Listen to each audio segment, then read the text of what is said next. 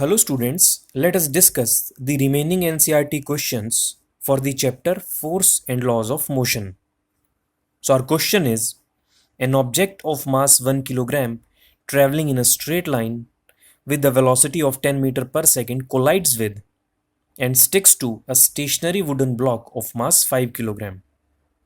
Then they both move off together in the same straight line. Calculate the total momentum just before the impact and just after the impact. Also calculate the velocity of combined objects. So here you can see this is the situation. This is a 1 kilogram object and this object is moving at a speed 10 meters per second. This is another object. You can say this is a wooden block and mass of this wooden block is 5 kilogram and this wooden block is at rest. Now this object will collide with this wooden block, and after the collision they stick together and starts moving together.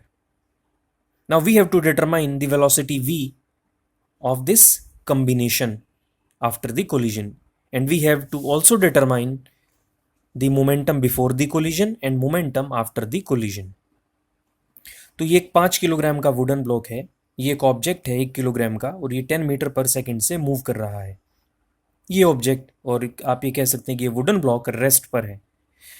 जब ये object इस wooden block के साथ collide करता है तो collision के दौरान ये दोनों आपस में स्टिक टुगेदर यानी कि चिपक जाते हैं एक साथ और एक साथ मूव करना शुरू कर देते हैं.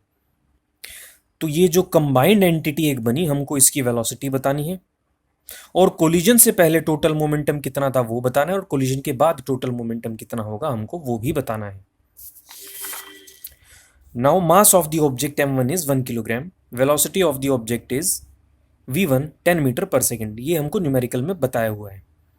सो मोमेंटम ऑफ ऑब्जेक्ट कितना हो गया m1 into v1, that is 10 kilogram metre per second. Now mass of the wooden block m2 is 5 kilogram. अब क्योंकि वो ब्लॉक रेस्ट पर है so velocity of the wooden block v2 is 0. So momentum of the wooden block is 5 into 0, that is 0 kilogram metre per second. So total momentum before collision कितना हुआ 10 plus 0, that is 10 kilogram meter per second. Now according to law of conservation of momentum, total momentum just after the impact will be same as the total momentum just before the impact. This means total momentum just after the impact will also be 10 kilogram meter per second. So law of conservation of momentum के हिसाब से जितना momentum collision से पहले था उतना ही momentum collision के बाद होगा. तो कोलिजन से पहले मोमेंटम था 10 किलोग्राम मीटर पर सेकंड, तो इतना ही मोमेंटम रहेगा कोलिजन के बाद भी. तो हमको टोटल मोमेंटम मालूम चल गया है. So total momentum is 10 kilogram metre per second. अब कोलिजन के बाद क्या हुआ था, जो ऑब्जेक्ट है और जो वुडन ब्लॉक था दे स्टिक टुगेदर, एक साथ वो चिपक गए और फिर मूव करना उन्होंने शुरू किया. तो total mass of object and wooden block, क्योंकि एक दूसरे के साथ ये स्टिक कर गए हैं, चिपक गए हैं, तो अब हमको इनका टोटल मास निकालना पड़ेगा. So total mass of object and wooden block is 1 kilogram तो था ऑब्जेक्ट का और 5 किलोग्राम था वुडन ब्लॉक का, सो 6 किलोग्राम. अब हम मान लेते हैं, लेट अस अज्यूम कि ये जो कंबाइंड एंटिटी है this is moving with velocity v metre per second. हमने मान लिया, let us suppose. So velocity of object and wooden block is v metre per second. So momentum का formula होता है मास इनटू वेलोसिटी. मोमेंटम हमको मालूम है 10, 6 is the total mass and v is the velocity जो कि हमको find out कर रहे हैं. So v is equal to 10 by 6, that is 1.67 metre per second. So this is the answer. Next question, an object of mass 100 kilogram is accelerated uniformly from a velocity of 5 meter per second to 8 meter per second in 6 seconds. Calculate the initial and final momentum of the object. Also find the magnitude of force exerted on the object. So initial momentum कितना होगा, mass into initial velocity. मास में कोई change आने वाला नहीं है, this is 100 kilogram. So 100 into initial velocity कितनी थी 5 metre per second. So 500 kilogram metre per second, this is the initial momentum. Now final momentum, so mass into final velocity, that is 100 into 8, that is 800 kilogram metre per second. Force का formula होता है rate of change of momentum. So force is change in momentum upon time taken. So what is change in momentum? Final momentum minus initial momentum. And what is the time taken, हमको बताया हुआ है कि this is 6 seconds. सो यहां पर देखिए बताया हुआ 6 seconds. So change in momentum is 800 minus 500 upon 6, so 300 upon 6, so 50 Newton is your answer. Next question, Akhtar, Kiran and Rahul were riding in a motor car that was moving with a high velocity on an expressway when an insect hit the windshield and got stuck on the windscreen. Akhtar and Kiran started pondering over the situation. Kiran suggested that the insect suffered a greater change in momentum as compared to the change in momentum of the motor car, because the change in the velocity of the insect was much more than that of the motor car. Akhtar said that since the motor car was moving with a larger velocity, it exerted a large force on the insect, and as a result, the insect died. Rahul, while putting an entirely new explanation, said that both the motor car and the insect experienced the same force and change in their momentum. Comment on the suggestion. तो अख्तर, किरण, राहुल जो हैं गाड़ी में सफ़र कर रहे थे express way पर, और जो उनकी विंडशील्ड है यानी जो गाड़ी का शीशा है उसके ऊपर आकर के एक इंसेक्ट हिट करता है और जो है शीशे के ऊपर ही वो चिपक जाता है। अब अख्तर और किरण जो है सिचुएशन के बारे में डिस्कस करना शुरू करते हैं। किरण कहती है कि जो इंसेक्ट है उसने ज़्यादा चेंज इन मोमेंटम सफ़र किया as compare to change in the motor car, change in the moment of motor car, कारण क्योंकि जो इंसेक्ट की है वेलोसिटी बहुत ज़्यादा थी और सडनली वो कम हो गई। तो इसका मतलब क्या हुआ कि इंसेक्ट का चेंज इन मोमेंटम ज़्यादा हुआ क्योंकि उसकी वेलोसिटी तो मैक्सिमम से 0 हो गई और गाड़ी जो है वो लगभग उसी स्पीड से मूव करती जा रही है। अख्तर ने कहा कि क्योंकि मोटर कार की वेलोसिटी ज़्यादा है उसने इंसेक्ट के ऊपर ज़्यादा फोर्स लगाई, ये अख्तर ने कहा। इसकी वजह से जो है वो जो इंसेक्ट है वो मर गया शीशे के साथ चिपक करके। राहुल ने क्या कहा, राहुल ने कहा कि both motor car and insect experience the same force, यानी जितनी फोर्स मोटर कार पर लगी उतनी ही फोर्स इंसेक्ट पर लगी, और जो चेंज इन मोमेंटम भी है वो भी दोनों के लिए यानी कि इंसेक्ट और मोटर कार के लिए सेम है। अब इन तीनों के सजेशन को हमको डिस्कस करना है।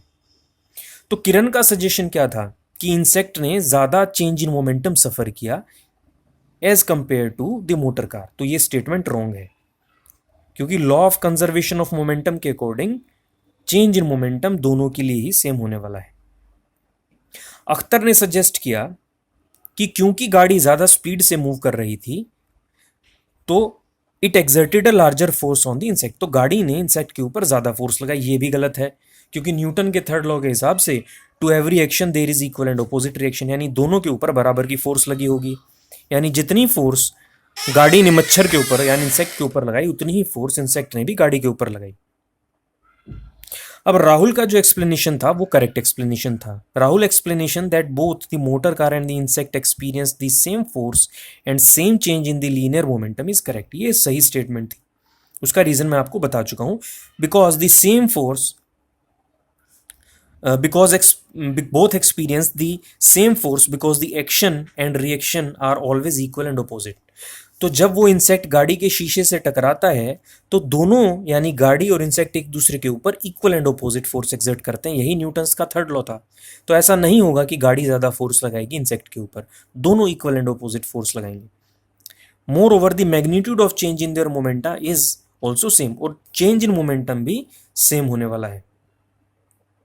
Next question, how much momentum will a dumbbell of mass 10 kg transfer to the floor if it falls from the height 80 cm?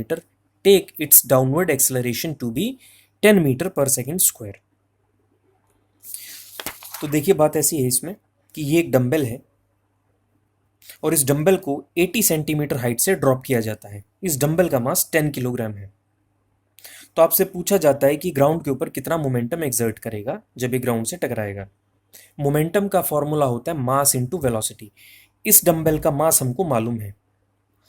जब ये गिरता है और गिरने के बाद एट द मोमेंट जब ये ग्राउंड को स्ट्राइक करता है, अगर हम उस मोमेंट की वेलोसिटी निकाल लें तो हमारे पास मास और वेलोसिटी दोनों हो जाएंगे, और अगर उसका हम प्रोडक्ट ले लेंगे तो हमको मोमेंटम मिल जाएगा।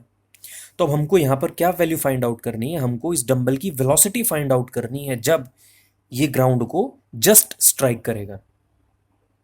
जब ये नीचे गिरता है तो एक्सेलरेशन ड्यू टू ग्रेविटी की वजह से it will accelerate at the rate of 10 metre per second square. वो हमको न्यूमेरिकल में दिया हुआ है कि acceleration due to gravity is 10 metre per second square. Here you can see take its downward acceleration to be 10 meter per second square. So initial velocity u is 0। शुरू में drop कर, जैसे ही हम ड्रॉप करते हैं तो इनिशियल वेलोसिटी उस time क्या होगी, it is 0 because it falls from rest. जब चीजें रेस्ट से गिरती हैं तो इनिशियल वेलोसिटी को हम 0 लेते हैं। फाइनल वेलोसिटी हमको फाइंड आउट करनी है। एक्सेलरेशन देखिए आपको दे दिया गया है 10 metre per second square. Distance भी आपको बता दिया गया है 80 सेंटीमीटर।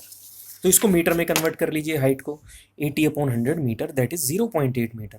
अब ये फॉर्मूला अप्लाई कर सकते हैं because the object is falling in the downward direction with uniform acceleration, so we can use the equation of motion।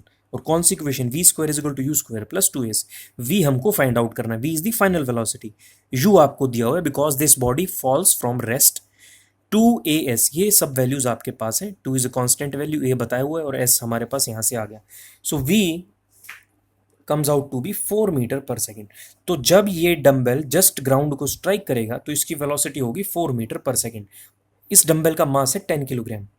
So 10 kilogram into 4 metre per second that is 40 kilogram meter per second. Now the momentum of falling dumbbell just before touching the floor is 40 kilogram meter per second. So the dumbbell will transfer an equal amount of momentum to the floor. तो इतना ही momentum ground को भी transfer करेगा ये dumbbell. So rest of the question we will discuss in the next lecture. Thank you.